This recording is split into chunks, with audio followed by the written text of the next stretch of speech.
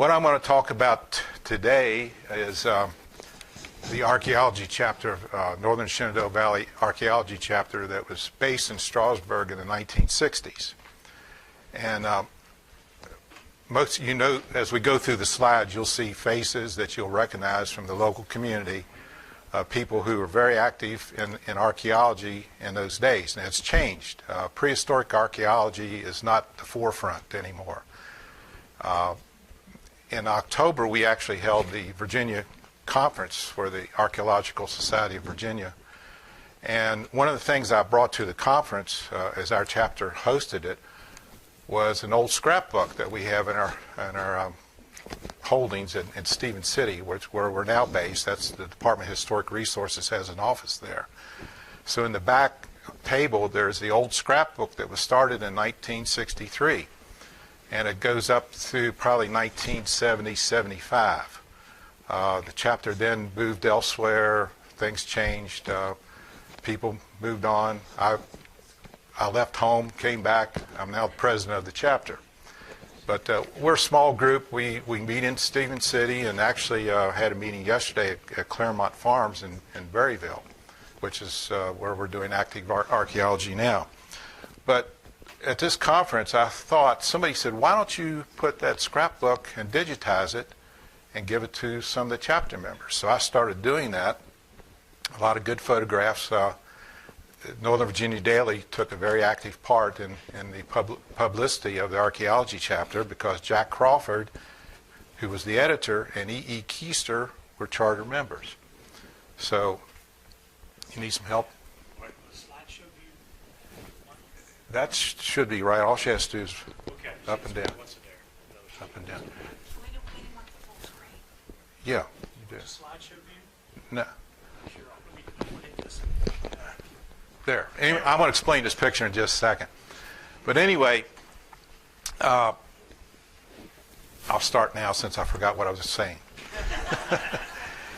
This is a picture that I found at a local antique shop some years ago in Maurytown, and it was done by Carl Brown. I think many of you remember Carl Brown. I call it Indian Maiden in Tennis Shoes. But it's a picturesque image of the Indians at that time looking over the Shenandoah Valley as it was in the 1950s or 60s.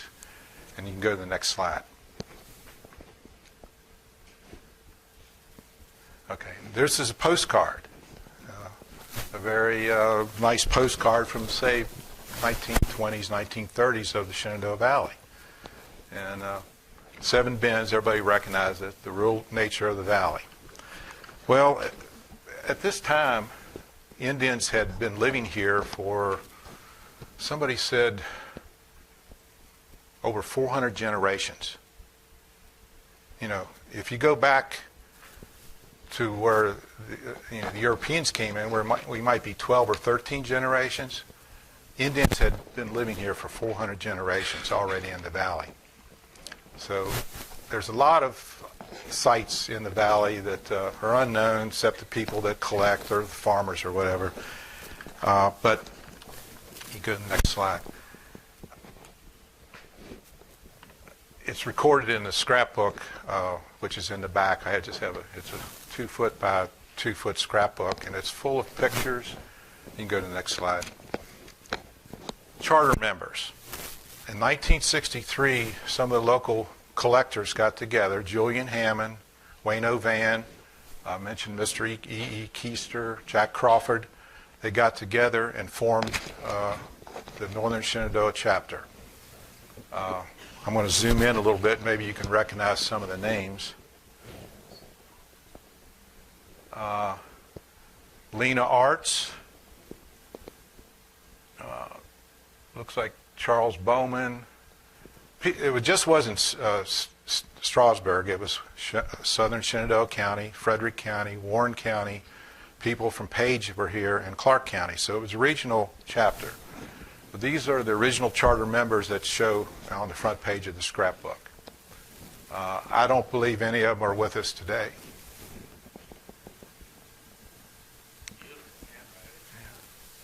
The scrapbook was started by Mrs. Blanche Hammond, I believe, who was Julian Hammond, with the first president. It was his wife, and she kept it for many, many years. Then it passed on to our chapter today. You can go on.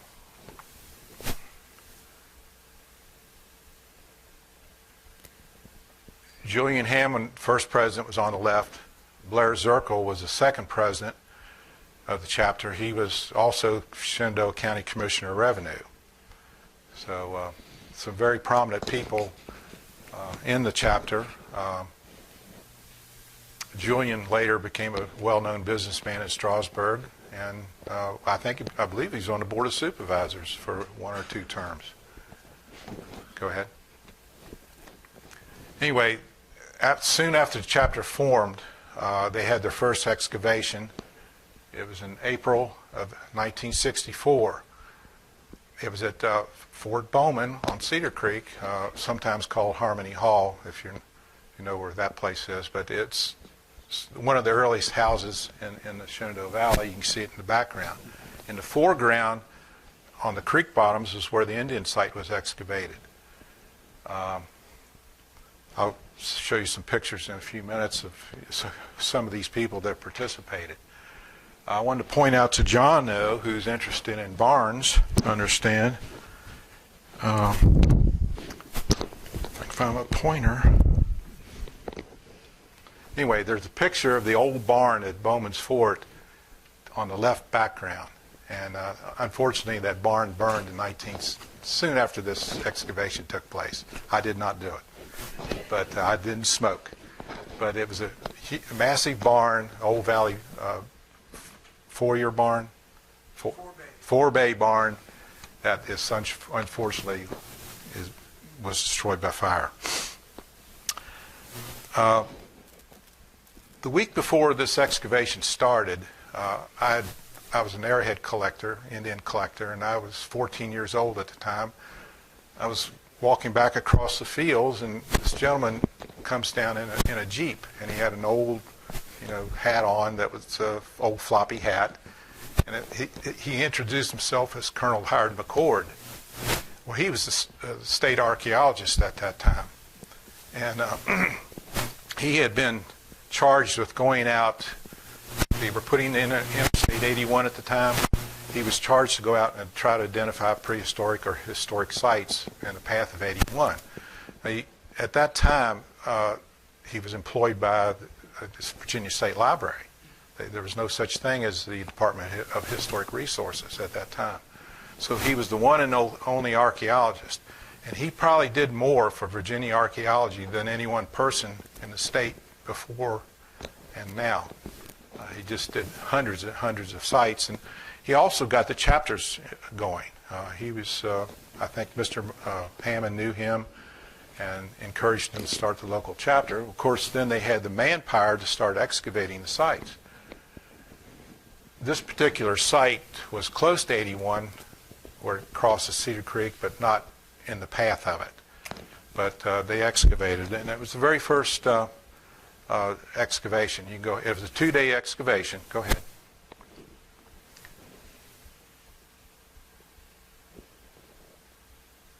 And you can see the lower parallel lines is where 81 crosses now. The dark square is Fort Bowman, and then the little circle is where the site was. It was probably 50 yards from Cedar Creek. It was well known to Indian collectors because you could find pottery and small arrowheads on the surface when it was plowed. Can you hear it?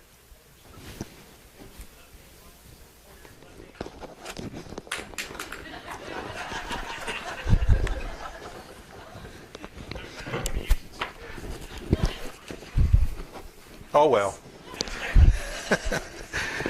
So, go ahead and advance it.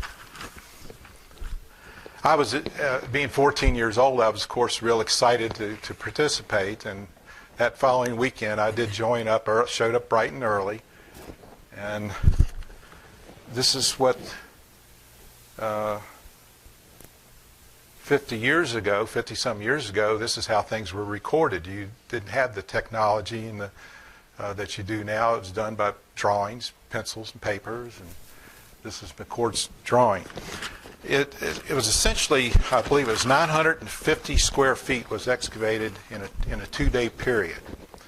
The first 6 inches of soil was shoveled off, and then this next 6 inches of soil was troweled through to obtain any artifacts or anything that they could find, and that was recorded.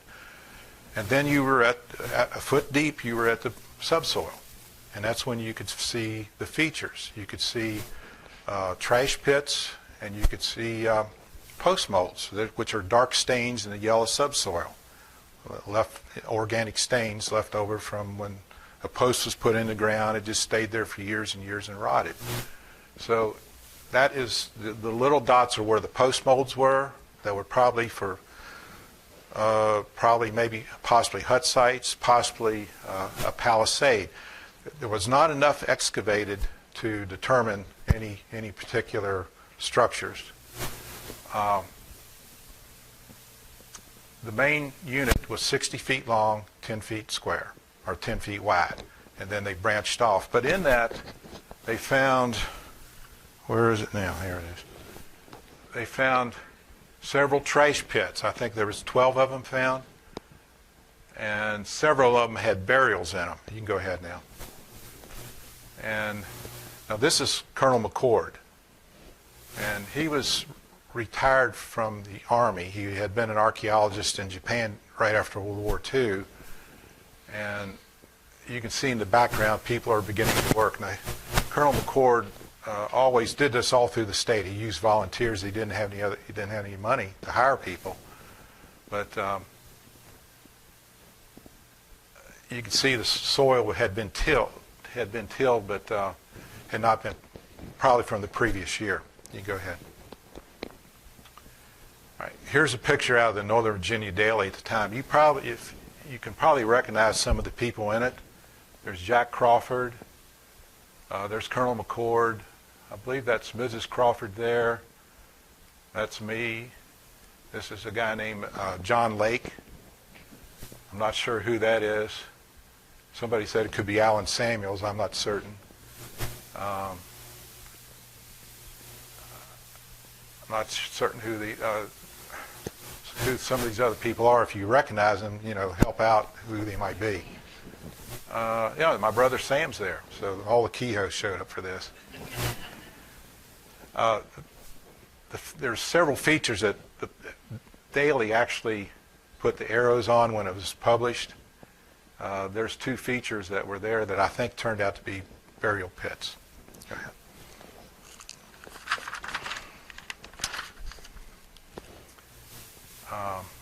People hard at work, and that's a lot of dirt to move by hand.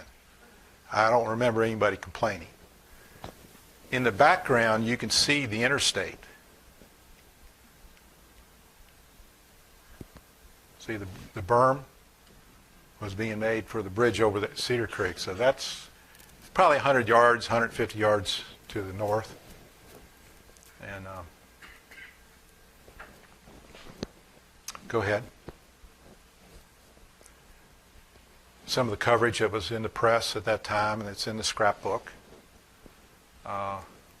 Also, a year or so later, the chapter came up with bylaws.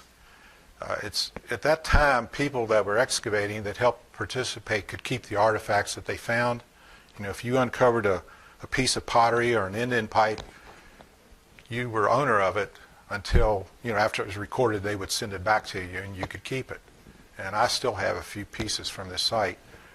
But they found out later on that some people were cheating a little bit, and they'd be in their unit, and they might be somebody next to them in a better unit. They would tunnel under and get into there. So there was one of the bylaws was you cannot tunnel, you have to stay in your own unit. So things are a little more professionally done these days. Go ahead.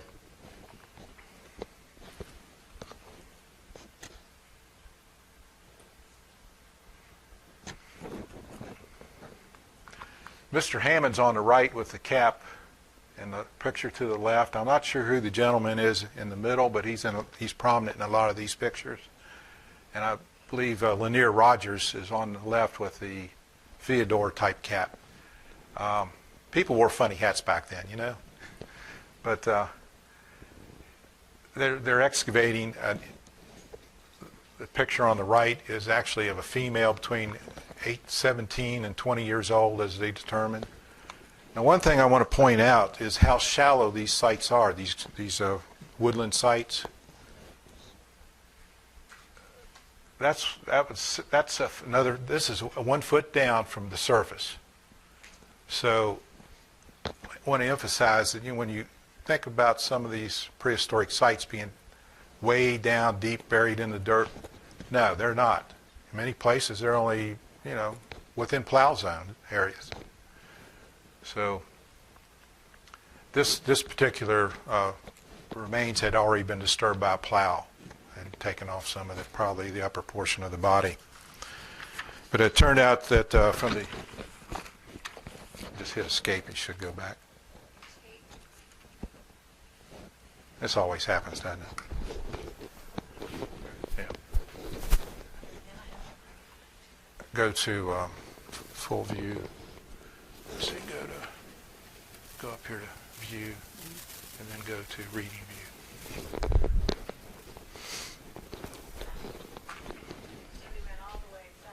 All right, and just move it forward. Yeah. I haven't been to a PowerPoint that doesn't do this at least once or twice. Yeah. Yeah. Well, if it isn't, we're going there. So anyway, that's the same what they found out was there was 6 burials, I believe, found on this particular dig in the 2 days. 3 of them were purposely buried, and 3 of them were thrown into already existing pits that had been used for storage.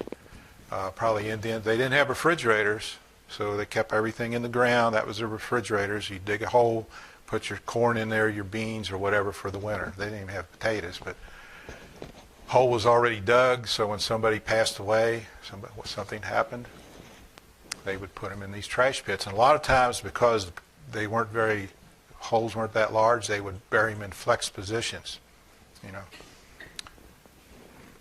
next one.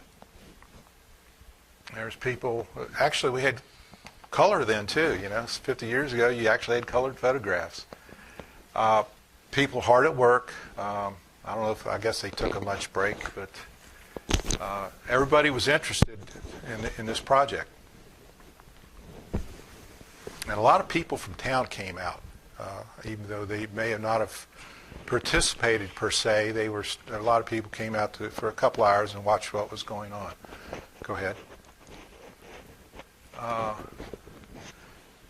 haven't figured this out, but the fellow back there in the background, I think he's on a cell phone. Advanced technology, something's going on. Maybe aliens were there, but I don't know who he was. Nobody knows. But I don't know who this fellow is. I remember seeing him, but I really don't know who he might be. That little guy there is my brother Pat, and he's not little anymore, if you know him. But I believe that's Carl Rinker. Remember Carl? Peachy Rinker? And so a lot of people came out. Go ahead. And that's me. I'm intently digging in around I very well remember this particular skeleton. It was a male between 35 and 40 years old. He was rather tall by what they determined. And he died possibly of syphilis. So that was one of the determinations because of the deterioration of the bone. Beneath his grave, his remains was remains of another female around 20 years old. So it was a double burial. They were both in flex positions. Probably both died very soon. They might have been related, might have been, family. Really don't know. 50 years ago, technology and information has just advanced so much more than then. The only thing you had back then was carbon dating, and you did measurements on fauna material, and you could pretty much determine the age or the what somebody died from. But now, with DNA, you get much more information. A lot of these remains went to the Smithsonian Institute, and some of them have been repatriated, and some of them they're not sure where they are. But one of the things about today's archaeology is you cannot go out and excavate like they did on this particular day in 1964 without a permit. And it has to be a threatened site. And in 1990, the federal government passed a law prohibiting pot hunting and this type of excavation work unless it was absolutely necessary. So that's one thing that has changed between 1960 and 2019. And the Indians were a little bit upset, as understandably so, why people going around digging for pots, digging for the pipes, and then the remains disappear. By the way, I learned that Indians is a proper name, that the native Indians in Virginia prefer that over American, Native Americans. So they actually prefer to be called Indians according to the 14 tribes that are recognized in the state of Virginia. They would rather be called by their tribal name, but not everybody knows that. So it's politically correct to say Indian. No, I want to get to that in a minute. Go ahead. This is the male that was we were excavating, that the previous picture, and beneath that is another a female remains, and this is one of the larger pits. This is bisected, and there again you can see how shallow it is. The picture on the left is the beginning of the excavation, and we're about halfway through. Go ahead.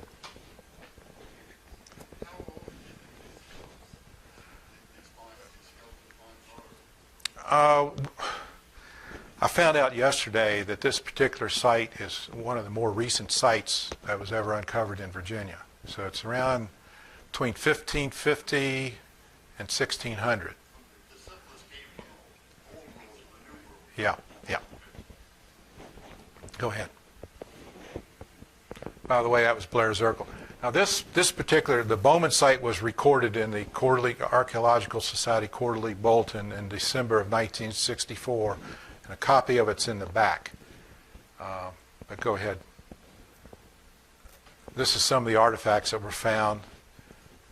Turtle shell, which they use for making ornaments, actually used a shell for cups.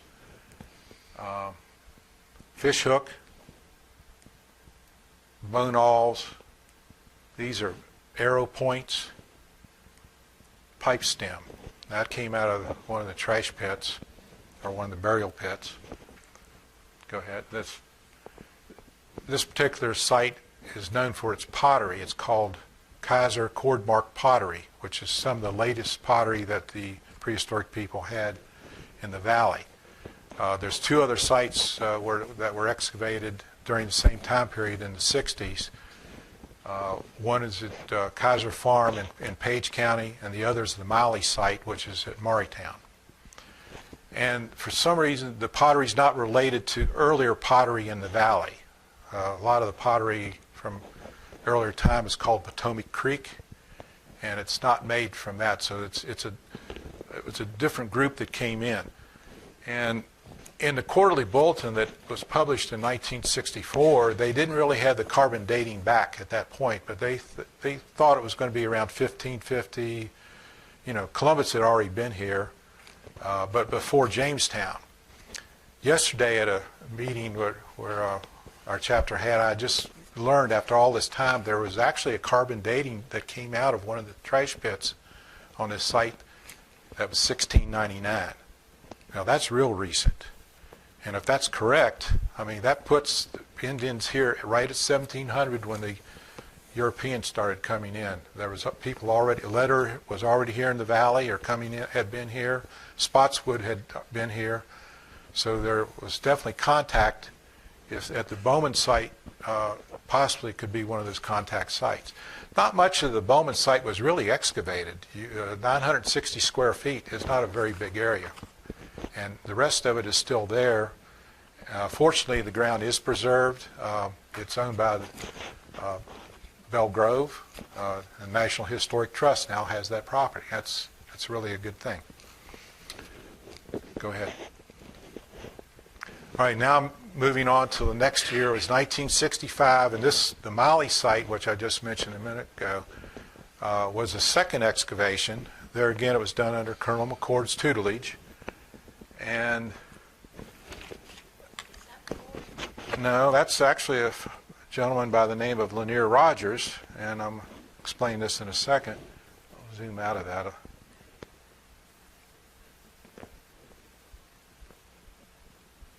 Can't zoom out of it yet.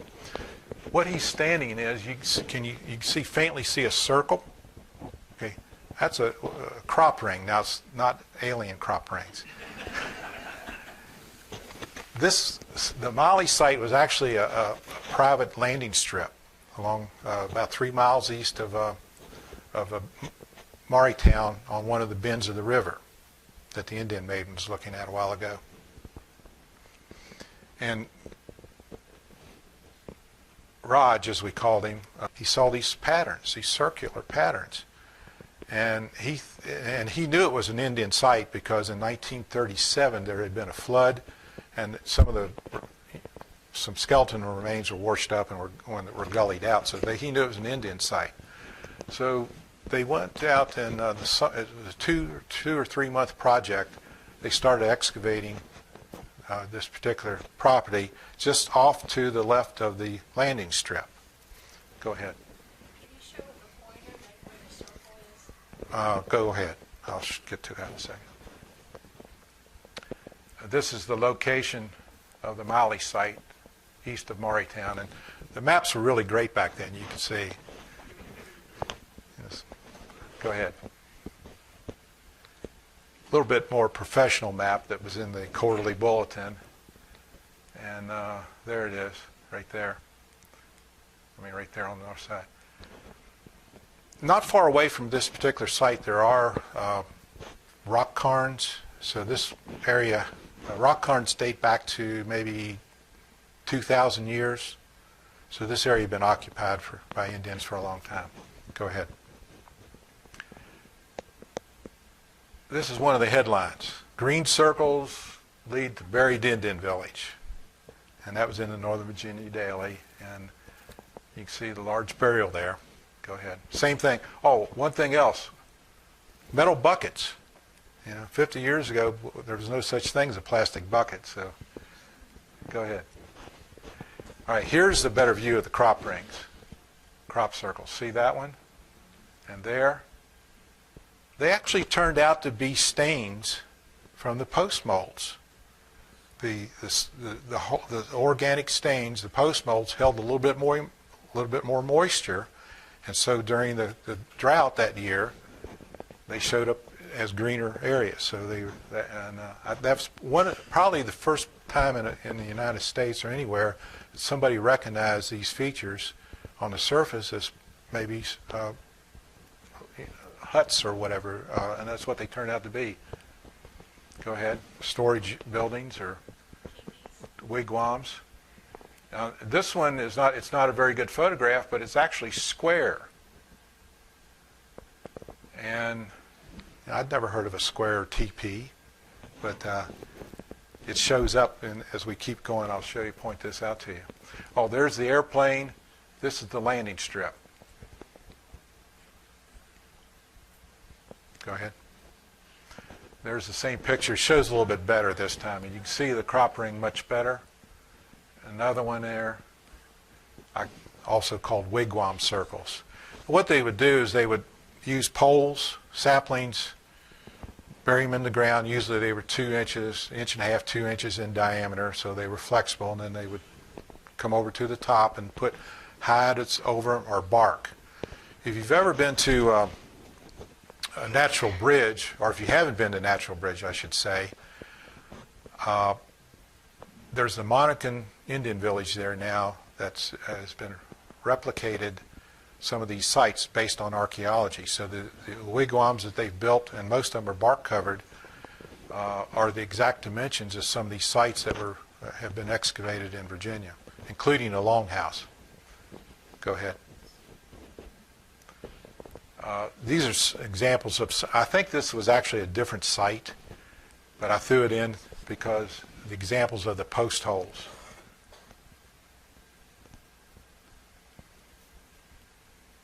Okay.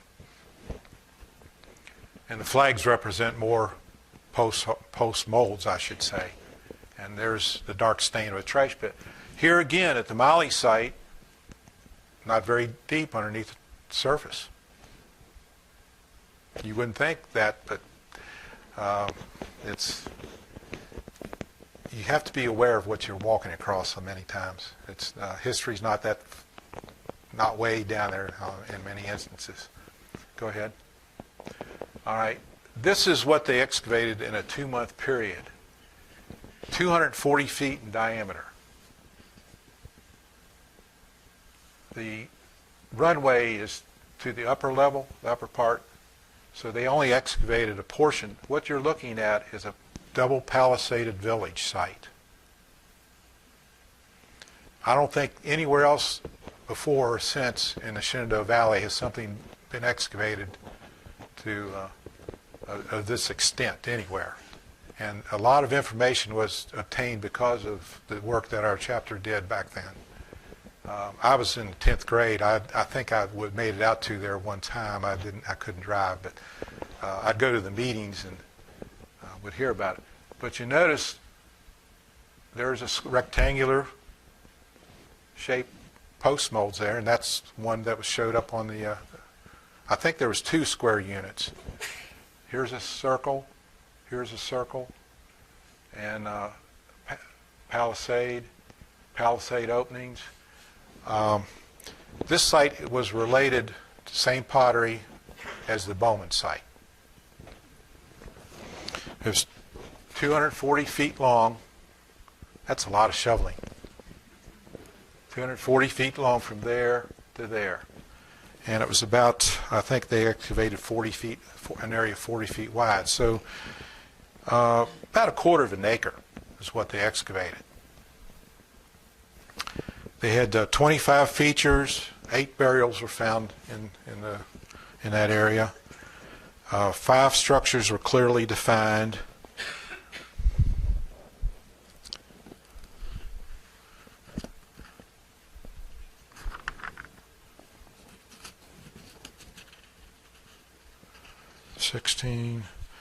I'm going through the list of pits here. There again, the burial pits and the refuse pits seem to be the same. I want to go back to the Bowman site just a moment because I've neglected to state that of the 6 burials there, 3 of them were infants. Yeah. And these are, here again is the late woodland period village site. And they ranged between 300 to 700 years ago. That's the time period. This probably is a little bit earlier. This site's a little bit earlier than the Bowman site. Go ahead. I'll show you some of the things that were excavated, though. Oh, good. This is a good close-up here. One of the hut sites, one of the larger wigwam sites.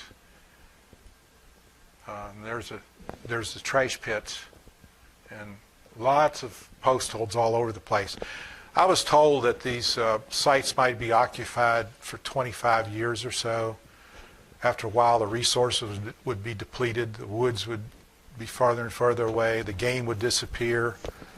And so they would just pick up and move to another location, maybe to the Bowman site, maybe to the Kaiser Farm site, or some other places we're not aware of. What they're saying is that after 100 or so years, nature will replenish itself, and then a lot of these sites, because they were prime areas to live, would be reoccupied. I don't think they excavated any further down than on this particular site to see if there's earlier occupation, but there probably is. Go ahead. And this would be the right-hand side of the palisade. And there's the square unit. Okay. Some enterprising chapter member put the wigwam together. And this article was actually covered in the Valley News Herald, and it made news all the way to Washington, D.C. So, but you can see how much dirt that they moved, and that's the dirt piles. Go ahead. One of the more interesting things that was found at the Mali site was an indent headdress, and they found these elsewhere in Virginia on the woodland sites, but more on the eastern shore, the Powhatan sites. But this is an antler headdress. It was something about it that was manipulated that they could wear, and they probably did it for their ceremonial observations. Go ahead. Shell gorget was shell beads, and these beads were made from the shells found, along the Chesapeake and the Potomac. So there was trade going on. I believe that's an oyster shell as well. This was actually found on one of the burials. I'm not sure where it is now. Probably one of the chapter members had it, and this might still be with their families. Today, if we excavate something, first of all, it goes to the property owner. They have first right of refusal. And after that, it would go to the Department of Historic Resources or to a museum. Go ahead. This was a clay pot. It's more like a cup because it was only 6 inches across the top, but it's one of the most, it probably is the most complete Kaiser Mark pottery that's been found to date. You find a lot of broken pieces. In fact, at Bowman's Fort, they cultivated it for years and years and years, and Mr. Loving would go out there, and his sons would also go out there and collect a lot of pottery. Is that correct? Yeah. But what I've found out is that pottery from that place is pretty unique. So if you still have the samples, try to keep it. Mm-hmm.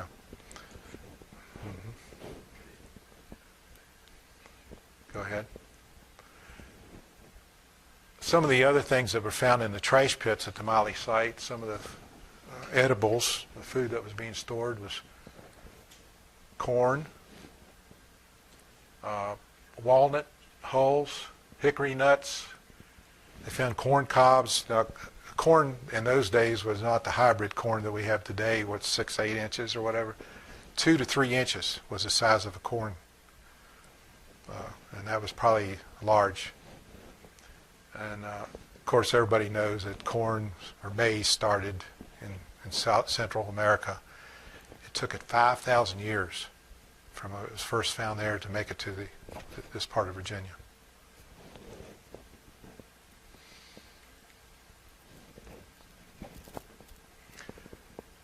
Following year, or a couple years later, Panther's Cave was another project. I call this the Lost Project because there's very little information on that site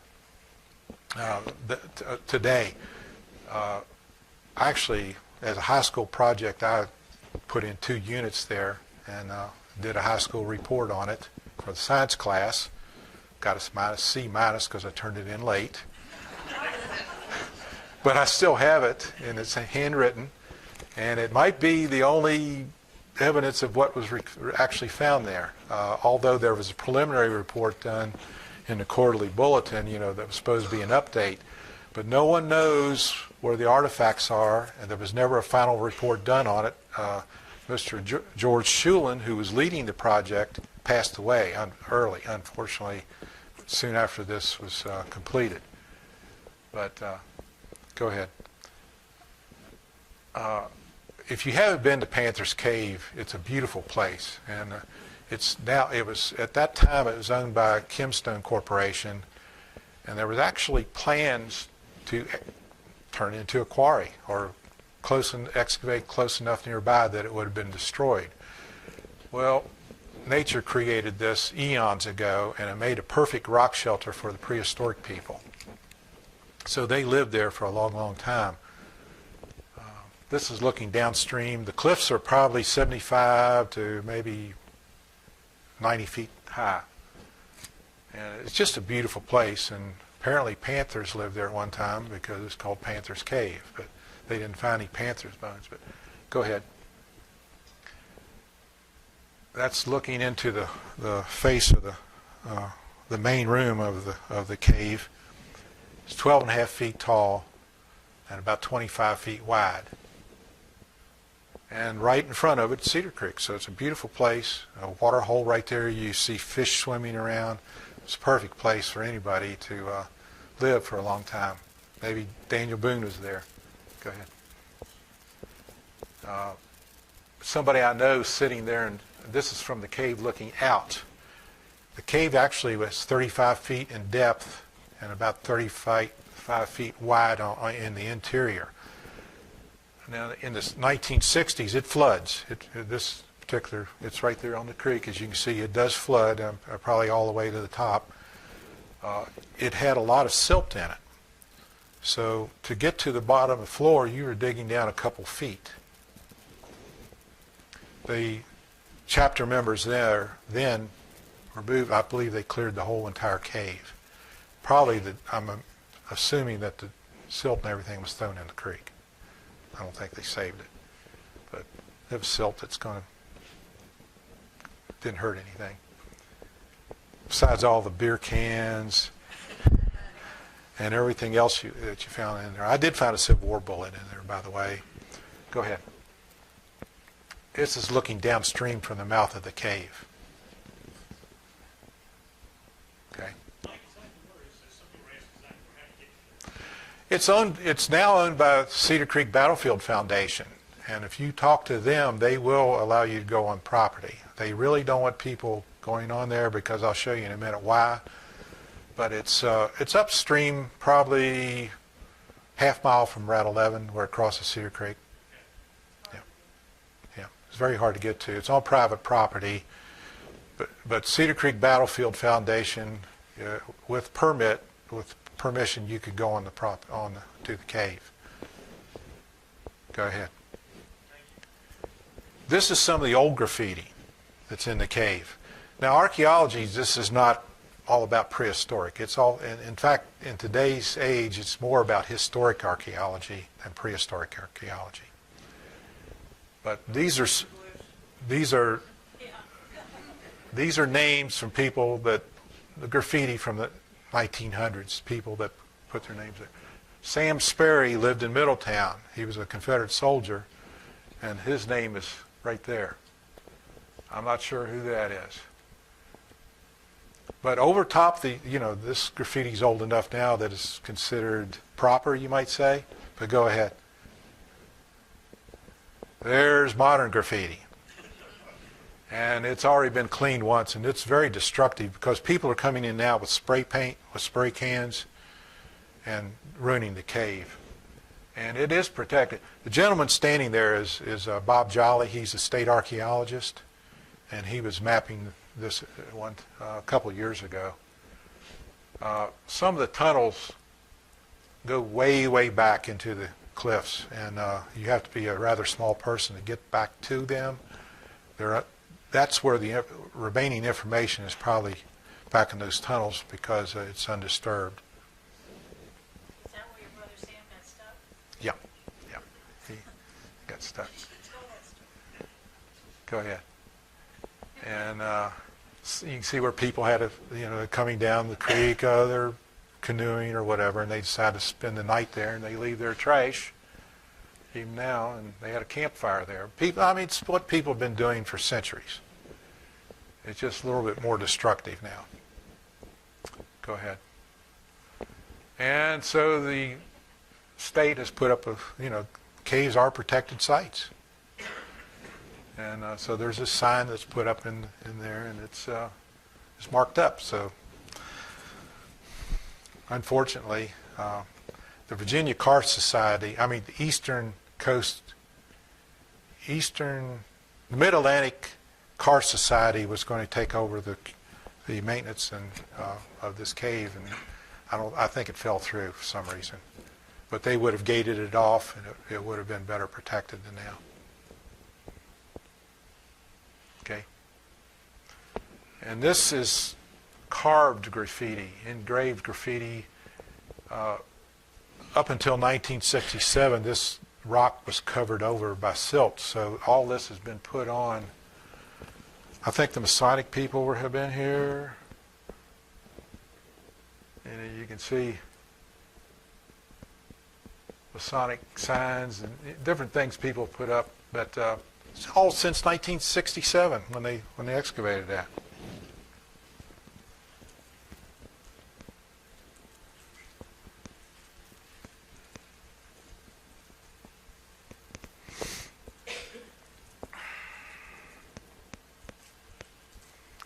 You wouldn't know that. Okay, go ahead. All right, this is a picture of Mr. Rogers, Lanier Rogers, and the crew doing the work in 1967. Very few photographs. In fact, this is just about the only information we have about the site. Go ahead.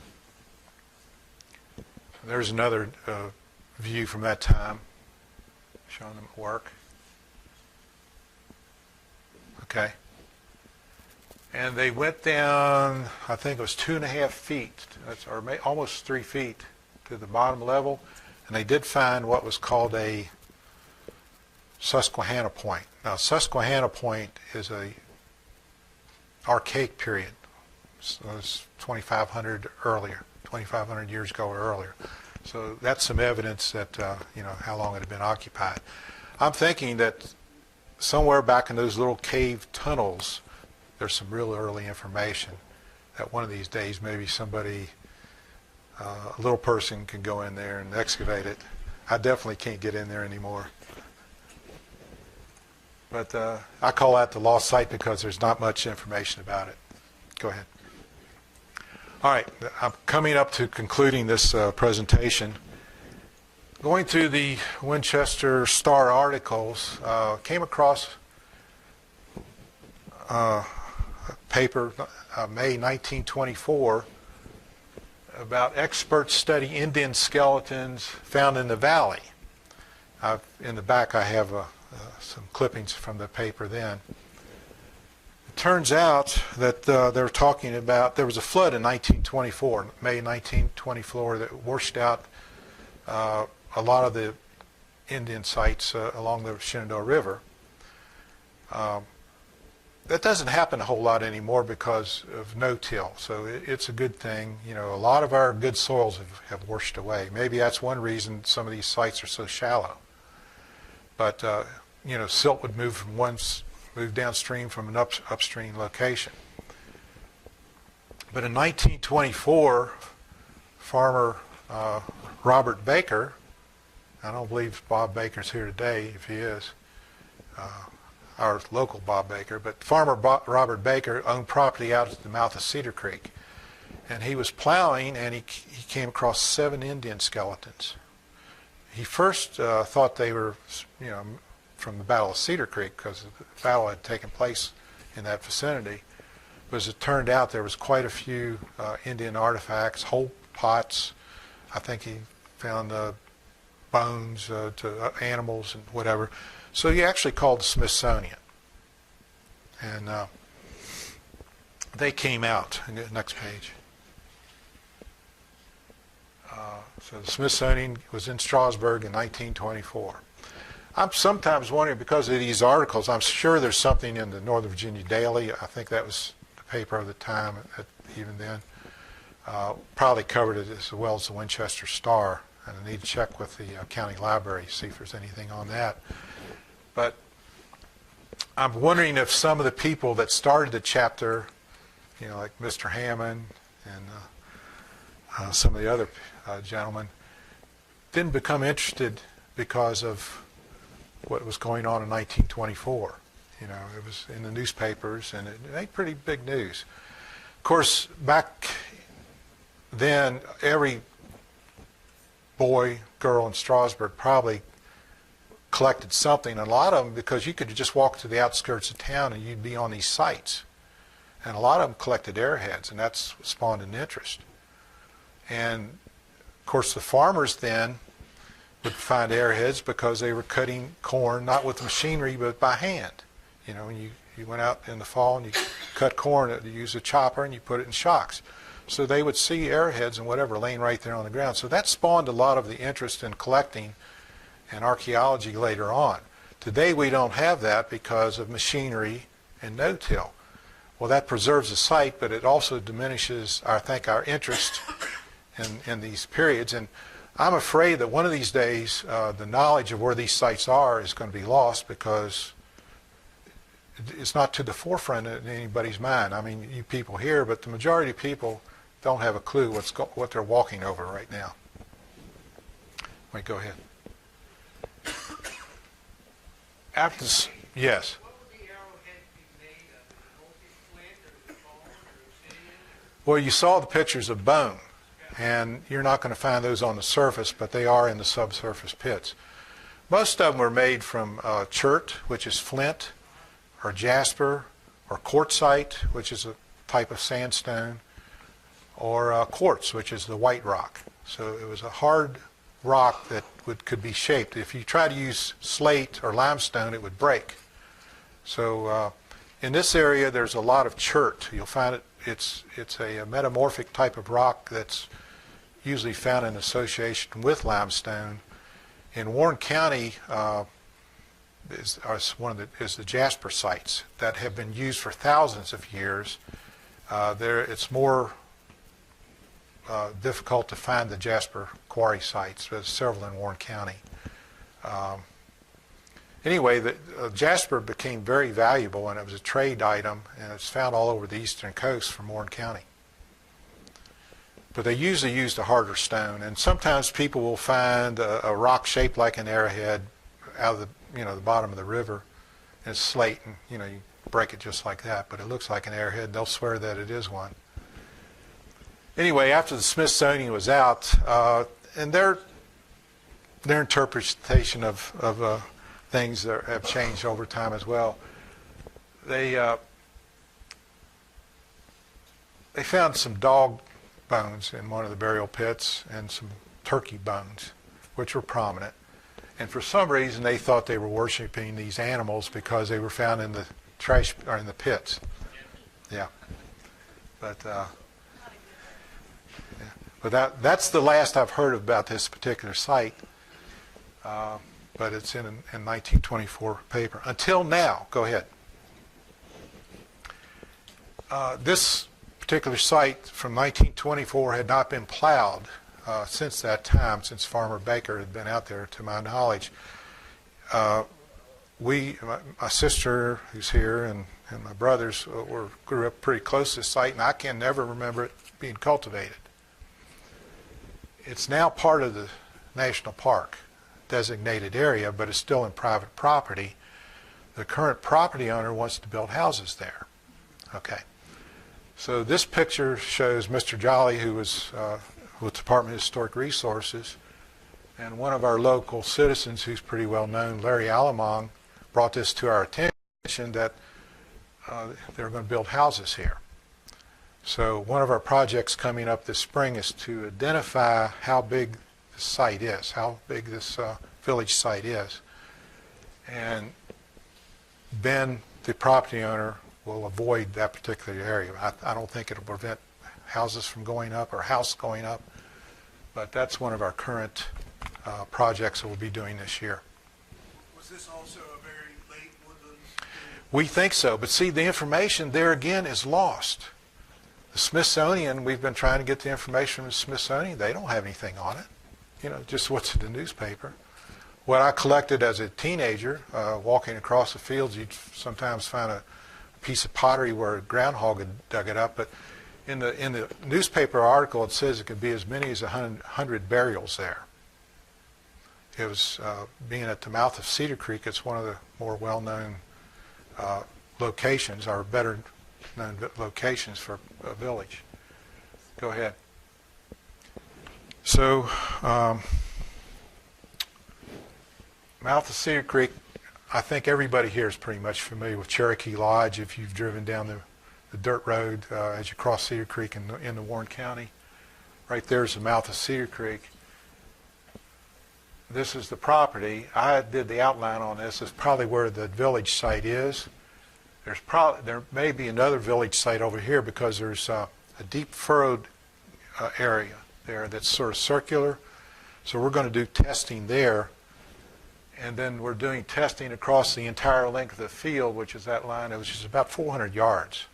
Is that on the Warren County side? It's on Warren County. It is under protective easement, and the Shenandoah Valley Battlefields holds the easement, but you can still put a house on it on every 20 to 25 acres. It's better than one on every 5 acres or 1 acre, but this is prime development area in this day and age. What we'll be doing is putting in what's called, we won't be excavating, like they did in the 1960s.